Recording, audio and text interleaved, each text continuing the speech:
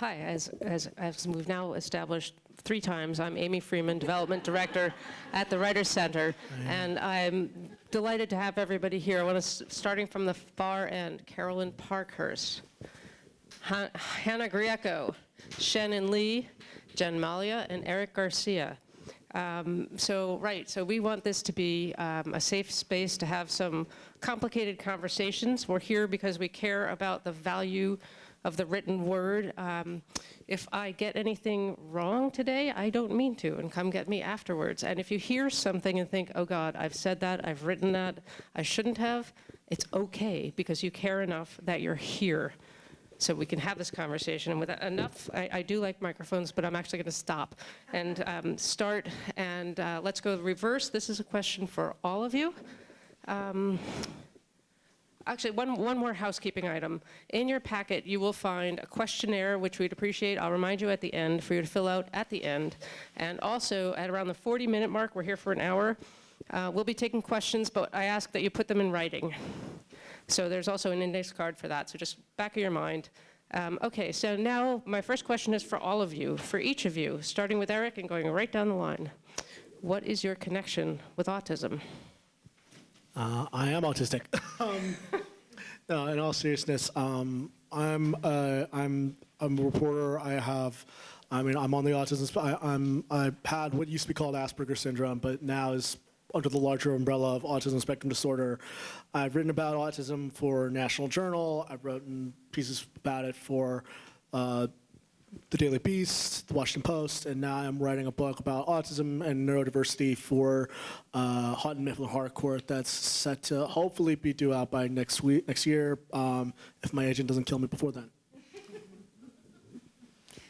And I'm Jen Malya. I'm an autistic woman. I was diagnosed at 39 years old. That was 3 years ago. I was diagnosed on the same day as my daughter, and that's how I discovered that I was autistic.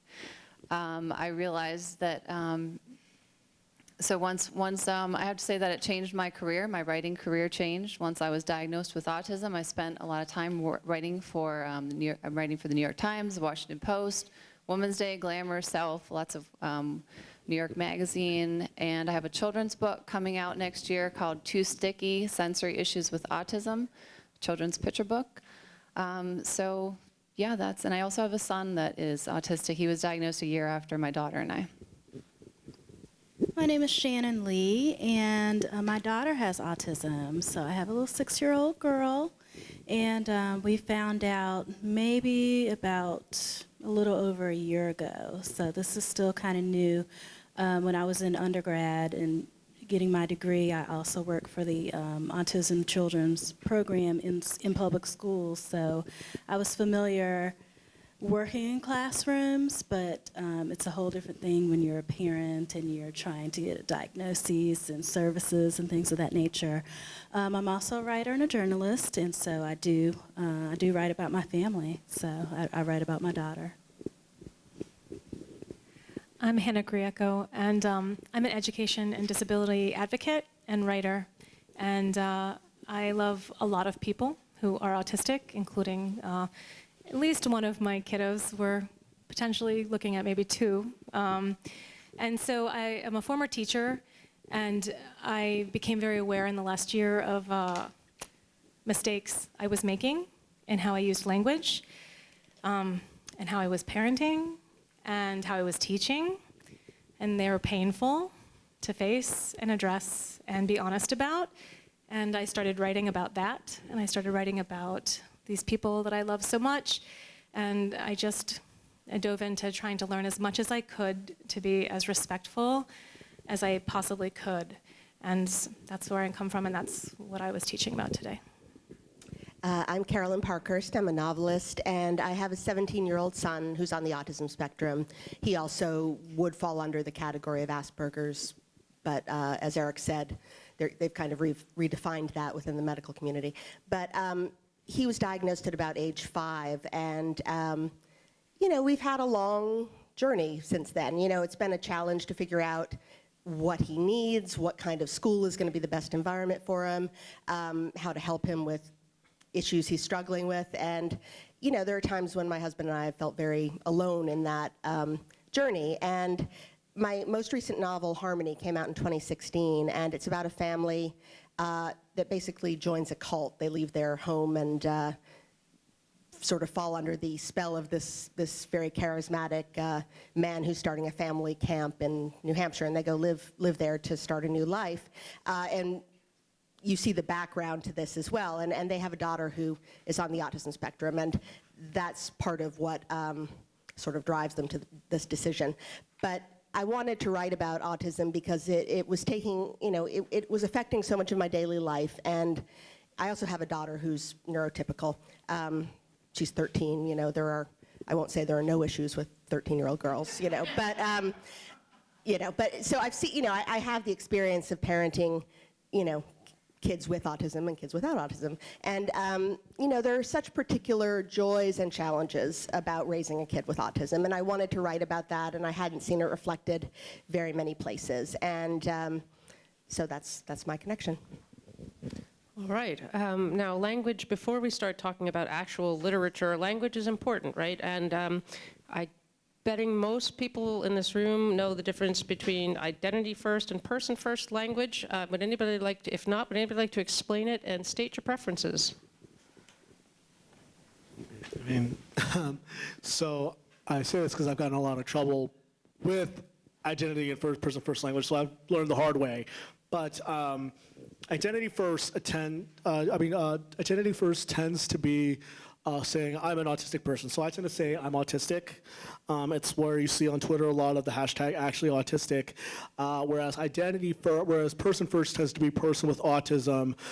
And there tends to be, and the parents can speak to this a little bit more, there seems to be a divide between how autistic people tend to prefer the term I'm autistic because they feel that you cannot separate autism from the person, that it's an integral part of who they are. And that's how I refer to myself. And then I've noticed a lot of parents, but I can't speak for both of you, I don't want to speak for both of you, but and Hannah and I were just talking about this earlier today, that a lot of parents, I think, tend to prefer person first, which is to say person with autism, because I think that there's a fear and there's an anxiety that they'll be seen as being autistic and that there'll be a lot of negative stereotypes and there are a lot of anxieties about that. So I've noticed that there tends to be a divide between parents and autistic people. And then, I was joking with a friend of mine that on the spectrum is the Switzerland of autism politics. I would like to say that I have been corrected by parents frequently when I say my autistic son. And it's funny when you get corrected by people that don't have autistic children or who are not autistic. Well, your son's not autistic. He's just fill in the blank here. And they don't understand that autistic is an important word. It's a good word. Yeah.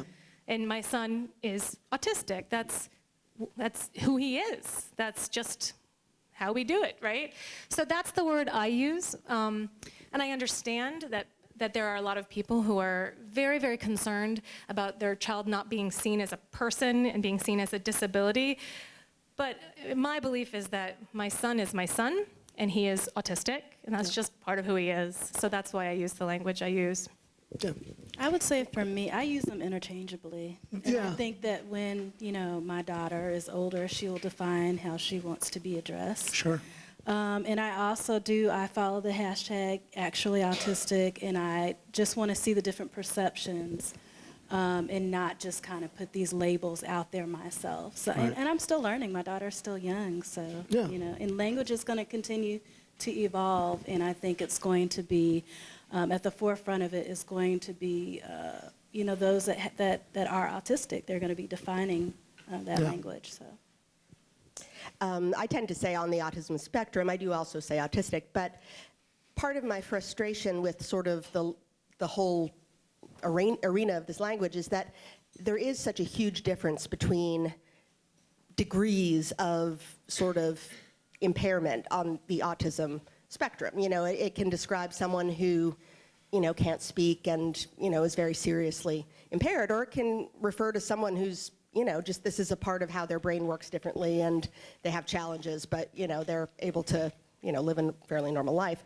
And, that's just something that I sort of felt annoyed when the sort of medical community decided that Asperger's wasn't a valuable category, because it's just, I don't know, it's just not descriptive enough, I guess I would say. But I find it really interesting as a parent to meet adults with autism and to read what they have to say, because I'm always looking for models for my kid. I want to know how can I help him to succeed as an adult, and to, a lot of it is just sort of helping him not get in his own way. And, he has a lot of potential, and there are going to be things to overcome. But, I'm so glad that autistic adults are speaking out more now and writing about their lives for that reason. Jen, you want to? Yeah, I'll weigh in. I actually prefer autistic woman, but I'm not offended if I'm referred to as a woman with autism. I've written for a lot of publications that have style preferences. Like the New York Times would not let me call Julia an autistic Muppet. I had to write about her as a Muppet with autism. And that was okay. That was okay with me. I was happy to have the byline in the New York Times. But at the same time, when I picked my Twitter hashtag, Mom with Autism was available. And so that's my Twitter hashtag. And, I would have preferred to have Autistic Mom. Wasn't available. And, also I think that was when I first started writing about autism, and now I much more prefer autistic woman. But I do agree with, I think of when I have autistic meltdowns or my kids have autistic meltdowns, I think of myself more as a woman with autism than I do when it's like the more positive things, which is the majority of my experiences when I'm able to, I guess you could say, I think of myself as an autistic woman, but when I'm having a harder time and being more challenged, I think of myself more as a woman with autism. It's an interesting, that's really interesting. I think that one of the things for me when I came to, because I used to use person-to-person language, and then over time I learned from interviewing autistic people, I think that it was also, for me, starting to say that I was autistic was a way for me to own not just the negative parts of being autistic, but the positive parts, but also accepting, like you said, there are times where autism can be a pain in the neck. Sorry, censors, $5. That was PG-13. You're okay. Where it's a pain where it's really frustrating.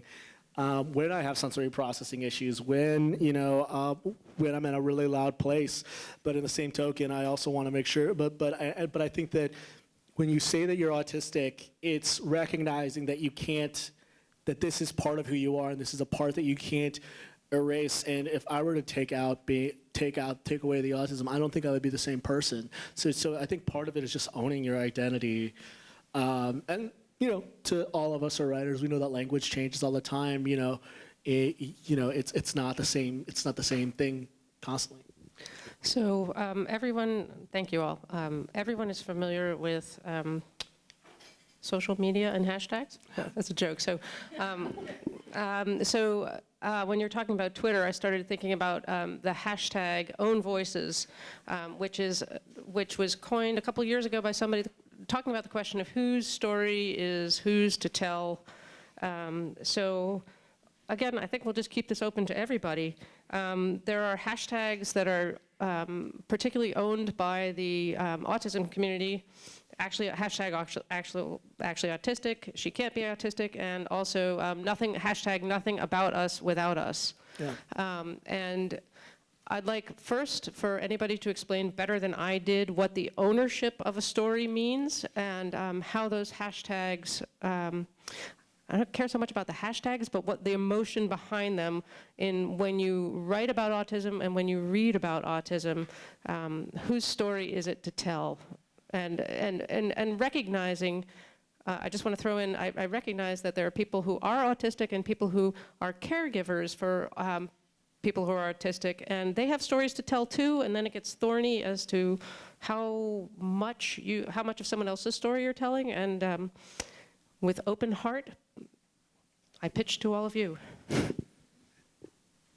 I would say just from somebody that is a member of the media that When you're talking about, I always kind of relate it to my perception of how I like to just kind of read about my culture. So if somebody is writing about the Black experience, then I would prefer that they be from the Black community. And I think that there are different nuances and things that come into play if you're writing about a culture that you're not a part of. So I kind of relate it to the same when you're talking about autistic people. I can only share my experience. I'm always going to write about my family. I can only share my experience as a parent, but I'm certainly never going to interject my voice and talk about how it is for my daughter to live in this world. I can only talk about how people perceive her and how I want her to be perceived. And there are a lot of great, there's a lot of great things on social media with when it comes to, like you said, you mentioned she can't be autistic, but there's also autistic while Black. There's also a lot of people who are, whether it's Anita Cameron or whether it's Karima Cervic, or other people who are doing a great job, or Timotheus Gordon, who are doing a great job of highlighting what it's like to be an autistic person of color. And I think that's really important. And I think as they get older, hopefully more voices get more prominent. I'll say that as a fiction writer, I have sort of somewhat mixed feelings about the ownership of a story, because I think if you're writing about someone different than yourself, it's so important to do it respectfully and to learn everything you can and to try to do it authentically. But I would hate to think I could only tell stories about people who are exactly like me. My first novel, the narrator was a man, and I have never been a man. It was imagination. And I feel like, for me, I'm coming at it from a fiction perspective is a little bit different from other types of writing, but I feel like the imagination component is important, and I would sort of, I guess, bristle at anyone who said, you can't tell XYZ story because you... Uh-oh. That's not how we feel about you, Maryland Humanities. And I'm going to take that as a cue to stop. Sort of in response, and also just my own ideas here, a year ago is when I started writing seriously. So I'm a relatively new writer. And I was writing a middle grade book about a group of schoolboys. And I was writing the main character as autistic. And I was writing that character poorly. I came from a place of love, and that matters. But I wasn't doing a great job. I was really relying on stereotypes. He was very one-dimensional. He was cool. And I was using my own experiences, but I wasn't doing it quite right. And I actually took it to a pretty well-known editor at a conference, and she was like, girl, we need to talk about a sensitivity reader for you. And I was like, what's that? Because I didn't know anything at the time. And I've come a long way in a year as a writer and as a parent. And I look back at that chapter I showed her, and I'm like, oh just take away my mic. But I've learned so much, right? So I decided to dive into parenting writing and really practice that careful use of language, that thoughtful use of language, telling my story as a parent. And when you write as a parent, that's a line that you have to be careful with. I have not always achieved what I wanted to achieve, but mostly I've done it okay, especially as I got more experience. And you try to elevate the subject matter, be it a person or be it a topic. You try to be balanced, you try to be thoughtful and respectful, and you try to learn from people. So I follow lots of autistic people on Twitter and Facebook. I ask questions, I get information, and now when I write fiction as well, I am able to take input without being defensive. I'm able to change my mind. I'm able to revise and edit and go, oh, no. Oh, this is actually work. And so that's, I think, what the process is all about. I would never write a nonfiction piece that was from anyone's perspective but mine, ever. But I would like to write fiction that includes kids like mine, because he wants to read stories about kids like him. Yes. And so, and you know what, he's a writer too, so we write at the same time, and I run everything by him. I have a cool sensitivity reader right next to me all the time, and he is really good at it. He tells me when I'm wrong, and it's perfect. So. Yeah, I think, sorry, Jennifer. Like, I think, you know, 'cause to your point about not going into anything with you know, being able to cover a community that you're not a part of. I'm a journalist and I'm a reporter, and a lot of times that means going to places and covering things of which I know nothing about. One of the things that I think that matters the most, and I've learned covering any community that isn't mine, is respect. So I've written a lot of, you know, as a journalist, I'm a political reporter in my day job. Well, now I'm an editor, but like I've written stories about the LGBT community, but I always made sure that I was doing it from a perspective of respect and understanding. And I think that if you're neurotypical and you're writing, I mean, Steve Silberman wrote probably the best book about the history of autism, and he's neurotypical. And I think what matters most is if you recognize that you're not the center of it, and it's not your experience, and that if you get, you know, to Hannah's credit, you know, you did take good feedback. You took the criticism, and I think that does matter. And then you learn and you do better. I mean, there are sources of mine who are genderqueer and who are LGBT who I make sure that I get it right with. I just finished writing my chapter on race and autism, and there are African American autistic people who I consult with. And I would like to think that that could be the same thing with fiction, where you make sure that, yes, even if you're not part of that community, yes, you can still write about it, but always do it from a point of respect. Take the criticism, recognize that it's not your community, and then, you know, move on, fix it, do better, and hopefully we can make it more productive. I wanted to speak a little bit more about the hashtag She Can't Be Autistic. I really identify with that one because I had a fight to get my own diagnosis and also my diagnosis for my daughter. I think that the gender differences with autism are sometimes something that, you know, even in whether we're talking about fiction or I have had people who have read, you know, the children's book that I have coming out next year who thought that the character didn't seem autistic enough. And that was because they weren't really that familiar with what an autistic girl, you know, how an autistic girl presents autistic traits. And that was also a struggle that I had, like I said, getting diagnosed myself. And so I think that, you know, that hashtag for me means a lot because it is, there are 4 boys diagnosed for every 1 girl. Mm-hmm. And there's a lot of theories, you know, about why that is the case. Some of the latest research now says it's closer to 1 to 3 because of more awareness now with what autism, how it presents, you know, in females. But so when I'm writing the children's book that I wrote, it is very much based on my own experience and my daughter's experience growing up with autism and sensory issues. But you know, the part that's fictionalized is actually what happens in the story itself. But the science of slime, because it's a book about a girl who's playing with slime and has trouble with sticky hands. But that part is all, you know, based on you know, real science of slime, and also the experiences that the characters have, the autistic traits that I tried to build into the narrative are also based on what I observe in my daughter and also what I experienced as a child.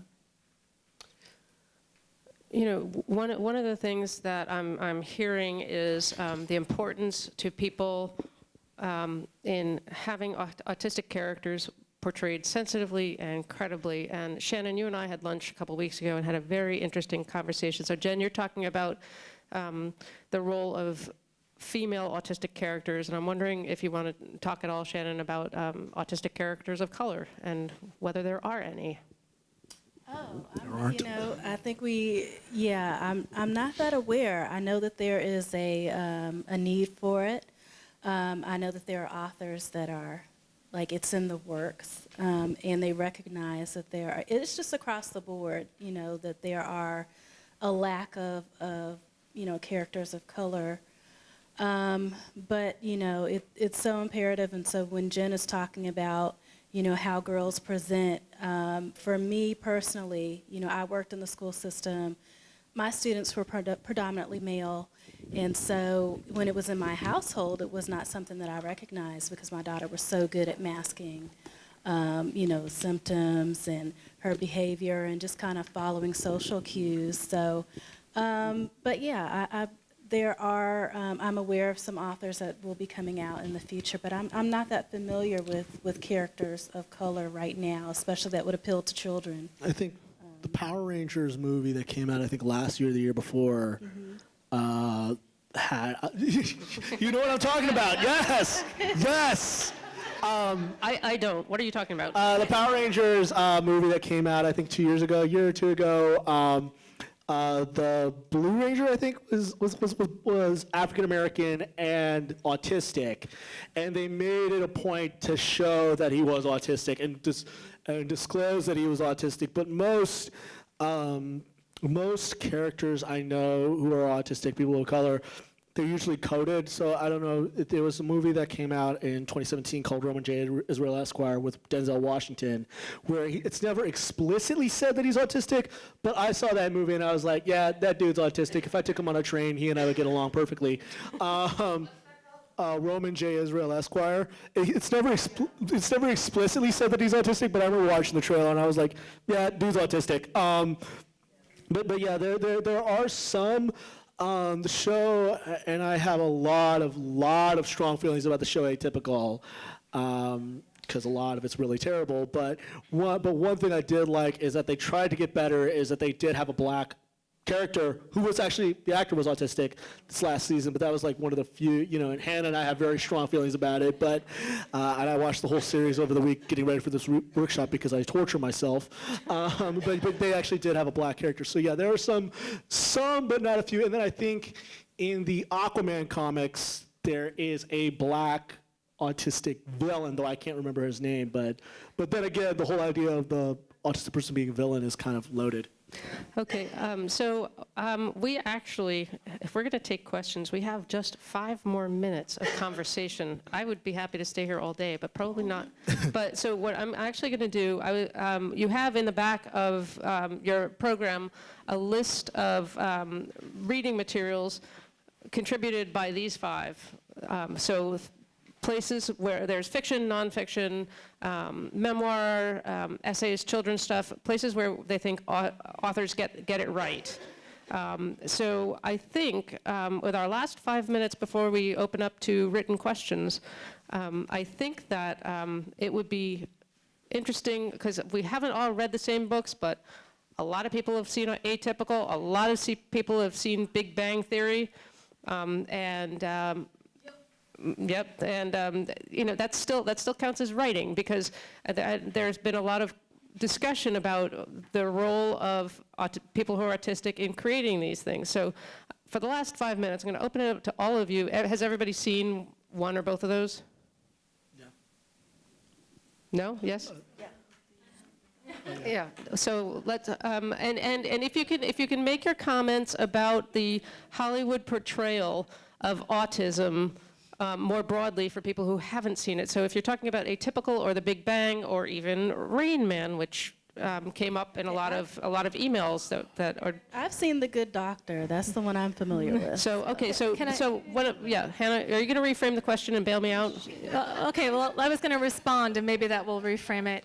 Thank you. We were talking about television because media, of course, includes writing, and media is so important. And media teaches people, whether you want it to or not. So I was not a fan of the Big Bang Theory. Is that what it's called, Big Bang? Because I thought it wasn't funny. But my son came home and was like, I need to watch this because everyone says I'm just like one of the guys on Big Bang Theory. Everyone says that. So we watched it, my son and I. And he thought that he was like, and I'm sorry, I don't know the characters. You guys can probably help me out. He thought he was like the short dude that used to be on Roseanne, who was really smart and nervous. Leonard. Yeah. He thought that was the guy he was really like. And he's right. He's totally a really smart, nervous dude. That's who my son is. He's not at all like Sheldon. Sheldon is kind of a jerk. He's funny. He's smart. He doesn't think about other people's feelings. That is a stereotype. That is a trope. That is not true about my son. And not true about most autistic people I know. In fact, most autistic people I know are extremely empathic, despite what doctors like to say. They are so full of concern for other people that it wraps around, and for my son, it turns into paralyzing panic sometimes because he's filled with concerns about others. He is so good and caring. And Sheldon doesn't really care about other people that much. He is funny to watch. He's funny, you know? And there might be some people who Sheldon is like those people, because all people are people, and autistic people are people, and so there might be similarities in personalities. But I just thought that was an interesting example. You know, my mom likes to be like, oh, the good doctor, that's just like our kid here. And I was like, because he's smart, and because he happens to be autistic, because like nothing else there might be moments, but you know what? That doctor's got moments where he's like both of my daughters too, because he's a person. Yeah. So I just think that's really important. I have yet to see a media portrayal that had nuance, that was complicated and beautiful and showed all the parts of people. Everything is so one-dimensional when it comes to autistic characters. You know, unrelated to this, one of my favorite movies last year was Black Panther, and the reason why I love, and I'm also a big fan of Jordan Peele's movies, and the reason why I think what made it great was Ryan Coogler, who directed Black Panther, made you root for black characters. Jordan Peele, he makes you terrified. I don't know how many people saw Get Out. Yeah, it's a great movie, isn't it? But what he did is he puts you in the context where you're not afraid for the white people in the movie. He made you afraid for the black character.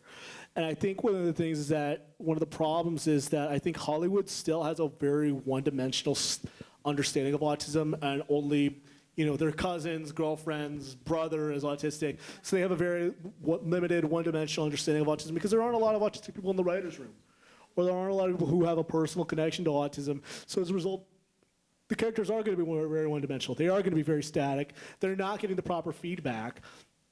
And I think as a result, that leads to very, very terrible portrayals of autism. And I think what really matters is that what needs to happen is that there needs to be more autistic people in the writer's room. And B, what needs to happen is that they need to make it so that you can put yourself in the context and in the shoes of an autistic protagonist, so that you can wind up rooting for them, and that they're not just objects for people to either pity or laugh at or anything like that. Which is why I'm looking for Jennifer. And when you go ahead and answer, this is really great, and thank you all. Even though I'm not wrapping up, I'm just grateful. Can you throw in some conversation about ableism when you answer? Absolutely. Oh, no, I was talking to Carolyn, but but you too. Well, I'm Sorry. not sure I can. It's Okay. not. Well, what I was going to say is that media portrayals of any kind of minority group or, you know, sort of community that is not mainstream are always behind the times, and it's always a work in progress. There's an article in the Washington Post today about when the Stonewall riots happened, how did newspapers of the time report on them? And you know, they were incredibly homophobic, you know, just making fun of, you know, oh, they were batting, you know, these angry homosexuals were batting their eyelashes, or, you know, whatever, you know. And, you know, that was 50 years ago. But my point is, like, the one-dimensional things always come before the more nuanced things when it comes to looking at, you know, a subgroup of people of whatever kind. So, Shannon, do you want to speak to that at all? Yeah, Media? I'm sorry, did you say? I'm saying, do you want to speak to I media would echo portrayals? pretty much what she said. I think it's a problem across the board, and so it's definitely going to impact, you know, populations that are not considered, you know, mainstream. People are not really interested in their narratives, so their characters are not going to be as developed.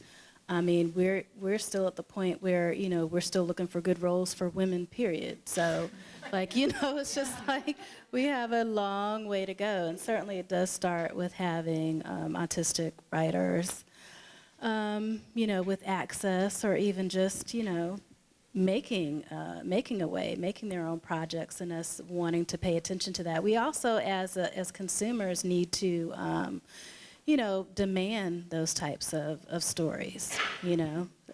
So we have a responsibility as well to not watch all the garbage that's coming out and kind of say, okay, Yep. you know what, this doesn't deserve to be on television, or I'm not going to support that film because I've already read the reviews and they have said that it's a really offensive portrayal of autistic people.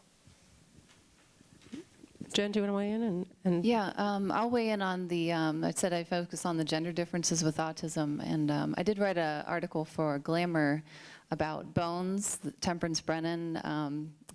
So I mean, she's not diagnosed as autistic, but I really identified her with her as a lot of the autistic community sort of looks to her as, you know, sees autism, you know, when they watch that show. It's no longer on the air, but I wrote about how, I mean, I personally really identified with that character. I don't think it was done perfectly, and I think that other representations that I really appreciated were the Sesame Street Muppet Julia that I wrote about for the New York Times. And one of the reasons I think that one's really important is that children watching, you know, preschool-age children watching Sesame Street can see an autistic, you know, having an autistic Muppet represent a child with autism. I think that really is important because at a younger age we can have autism acceptance and awareness, and so that's what I did write about for the New York Times. And the other show that I actually appreciate, though I do see it as being somewhat problematic at certain points, is I do like The Good Doctor. I do find that the majority of what I see on that show, I think that, you know, a whole other conversation would be the way that making the assumption that anyone who's autistic is also a savant when we look at, that is definitely an issue, I think. I'm sure but not. I don't consider myself a savant, but I do find that a lot of the things that I see in the show I can identify with, a lot of the sort of nuances of that character. If I could really quickly respond, I think this is such an important point because my son is very, very smart. And so when people see this portrayal of there are two types of autistic people, that's why functioning labels are so terrible. You have somebody who is unable to do anything, and then you have savants. And so my son sort of fits into this expectation of being someone who is very, very intelligent and is quirky in all the ways that characters on TV are quirky. And then people think that all autistic, like educators in his school, think all autistic people should act like him. And then people don't get their needs met. Yeah. People don't get the support they need. They don't have anyone understanding. They're forced into this masking situation. They're not allowed to be who they are. People don't appreciate who they are.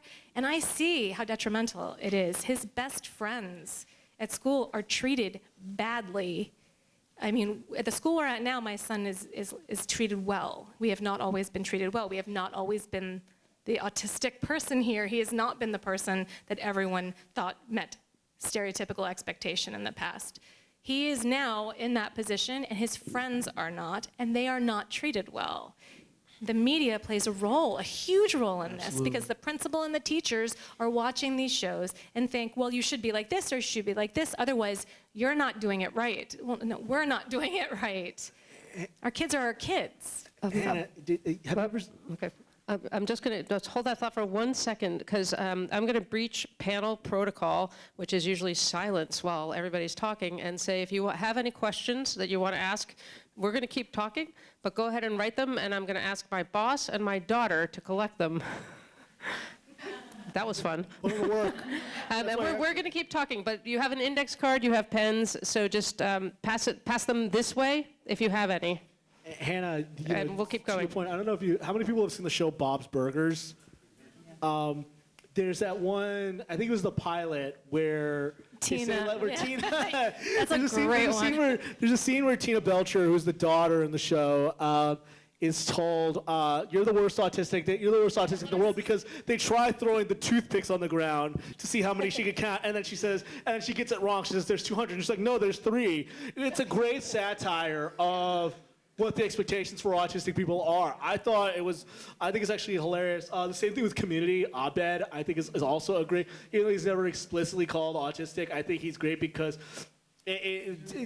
this goes to the general feeling I have about autism is that autistic people are not allowed to be normal or average. We're either, like you said, seen as, and I hate the term low functioning, not verbal, not able to live by ourselves, live fulfilling lives, or we're all super Silicon Valley types, and I don't fit, I got a C in math, but it goes to, and I got a C in economics, but my first job in journalism was economics reporting. But to your point, it's like, to your point about school, it's like I've been reporting for the past 6 months about autism and work for my book. And one of the big problems that a lot of people who are trying to recruit autistic people into offices in jobs at JP Morgan, at Deutsche Bank, at Microsoft. Microsoft just had their Autism and Work Summit last week. Is getting rid of this assumption that they're trying not to sell it as, oh, these autistic people are super geniuses, which I think a lot of employers are seeing. So that has a really detrimental effect on whether autistic people can get jobs. And we know autistic people don't have, autistic people, I believe, according to the latest research shows, that they have a lower employment rate than even people with other intellectual disabilities and other developmental disabilities. So culture matters, and it affects how employers see autism, it affects how educators see autism, it affects how our neighbors see us. And so fiction is, and I was saying, you know, I really fear for shows like Atypical will be kind of autistic people's Gone with the Wind. What Gone with the Wind did for Reconstruction. we are not going to be able to get to all these questions. They are good questions, so thank you. So we're going to jump right in, and there is a reception afterwards, and if you want to talk to anybody, you're most welcome to. Okay, so do you know of any depictions in fiction, nonfiction, media in general, of adult autistic people who are not verbal, still in diapers, etc.? And I'd like to add, if you do know of a depiction, one where the person is not a prop for somebody else's narrative arc. I can't think of, and that's We've got a little louder, please. Oh, sorry, did they have to be explicitly autistic? Or is just nonverbal and like probably really autistic? This says adult autistic, but Like stated by the author versus not. Sir Gibby by George MacDonald, I'm quite sure, is autistic, is a nonverbal. He's an author that influenced Tolkien and C.S. Lewis. did everybody hear what she said? S-I-R, Sir Gibby, G-I-B-B-I-E. Sir Gibby, G-I-B-B-I-E. The shepherd boy grows up and is nonverbal, the whole book, and is the hero of the story. So, Written in the 1800s, but when we were okay, so since the 1800s, we got nothing. Well, one of the Okay, so all the writers in the house, pick up your pens. One of the problems with writing in like television and movies is that people think that if you can't talk, you're not thinking. But in fact, I use an example. I have a good friend whose daughter does not speak without assistive technology and can write 10s and 20 and 30-page papers about her topics of interest, and they're brilliant. Speaking is not a measure of IQ. And my own son was talking before a year in full sentences, but when he is very, very stressed, is completely unable to speak. It only recently did I realize that. I thought it was intentional, you know, and now I'm like, oh, and he literally will just text me now.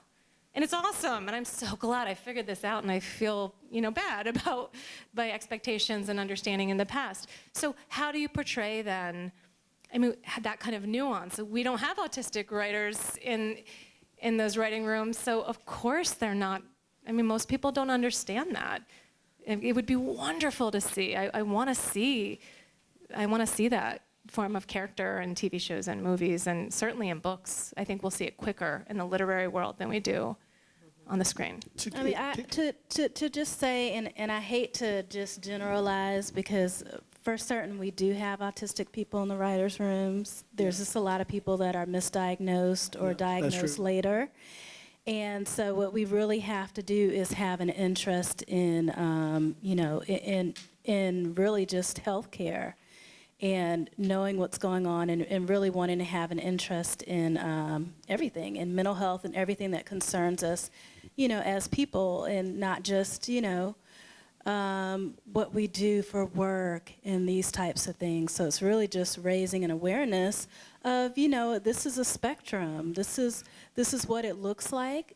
So it's going to take, these people that keep pushing out this, this is a range of behaviors and different types of communications. I met an anchor, she's actually a former anchor for ESPN, and she is in her 30s, and she's writing a book now on suing ESPN, suing her superiors because she was sexually harassed, and she had to quit the network, and she had so many problems picking up on the behavior. She didn't know when people were flirting with her and being inappropriate with her.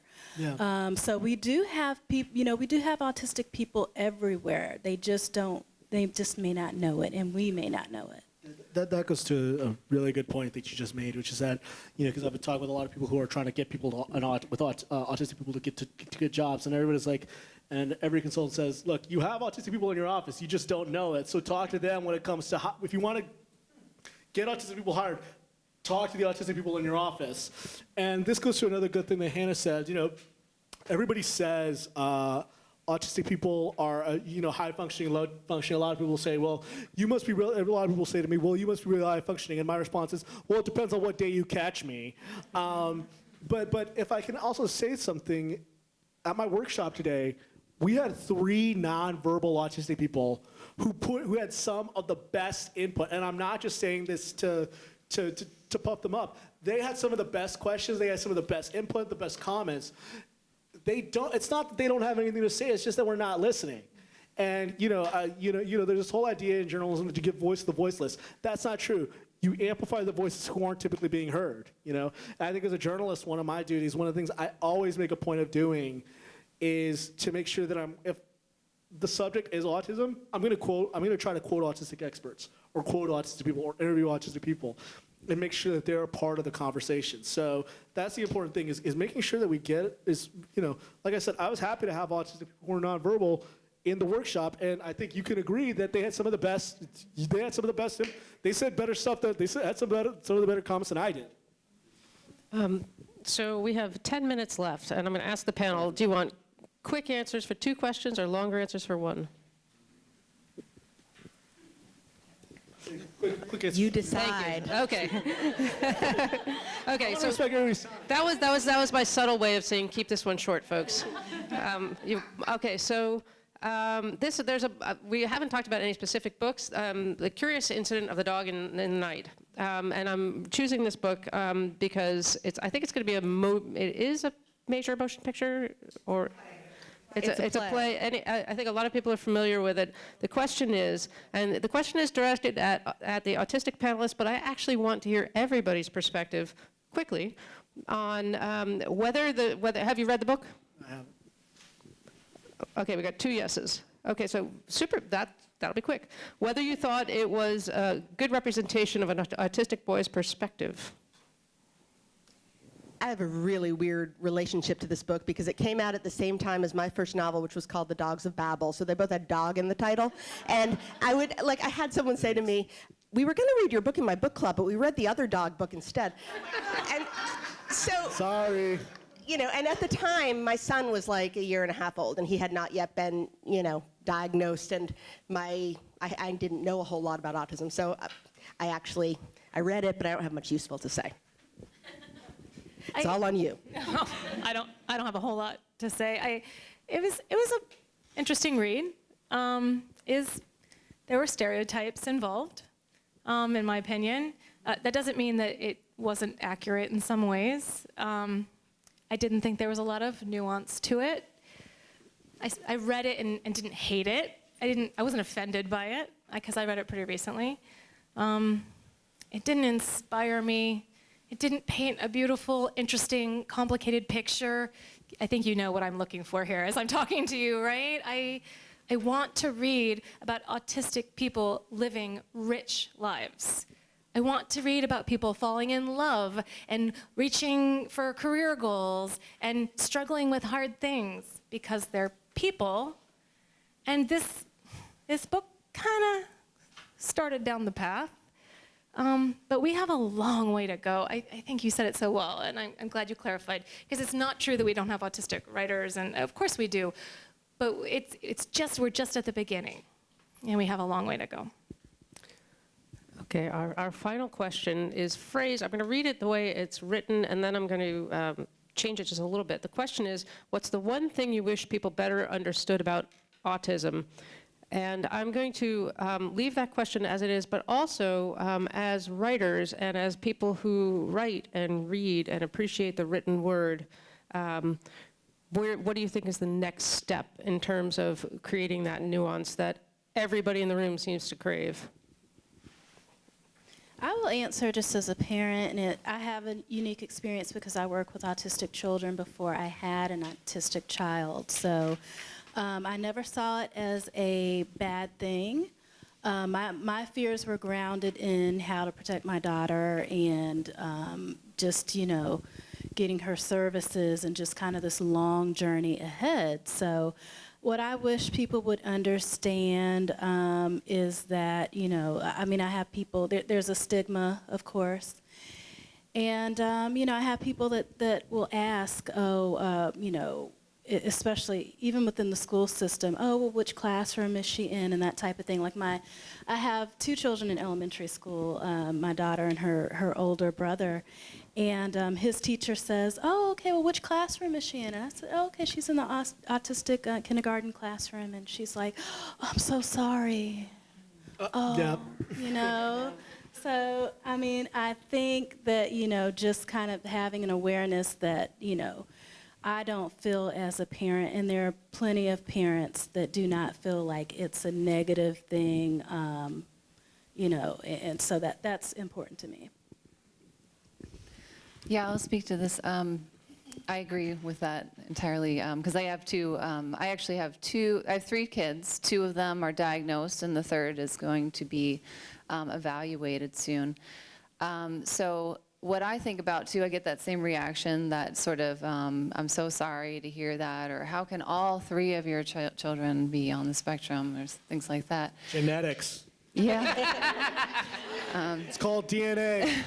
But I think the other thing that the main thing that I think I would want to sort of have everyone think about is just that there isn't a certain look to autism, because I get a lot of sort of disbelief. Like, how could you be autistic? You don't look autistic. I mean, you can go up here and speak up here in front of a crowd and do all of this. I'm a professor. I have a successful career. I've even had reactions like, oh, you can write about your autism? Like, you don't need someone else, to interview you and write the article? This kind of disbelief that, that we are able to capably, speak for ourselves, or that my children are able to, that you can't really pick them out on the playground. I mean, they look just like the other kids that are on the playground playing. But it's really like 90% of, I would say, what the autistic experience is for me, and probably for my children, though I won't speak for them. It's what's, internally going on. It's not something you can see on the outside. You only see about 10%. You see the tip of the iceberg. And a lot of times, and especially for, it's not exclusively women and girls, but a lot of women and girls are able to mask their autism if they have lower support needs. I don't use low, high functioning labels. I say lower support needs, higher support needs, and that's a lot of what the autistic community uses as well. So in other words, if you have low support needs like I do, and that like my children do, we often don't get. We get that, doesn't everybody have a little bit of autism, or that kind of disbelief about what we consider part of our identities, and we don't want to be distrusted, like someone who doesn't believe that we have autism. She can't be autistic. No, that's not how it is. That's not, that just makes us feel like you're taking something away from us. It's not a sympathetic thing that, I don't want to hear you don't look autistic. I don't want to hear that. I want to, other people, you can talk about it. Everyone's pointing at me. I guess I agree with everything that everyone else has said, but I guess I would also like for people to understand better what the specific challenges are, because we've talked a lot about, there are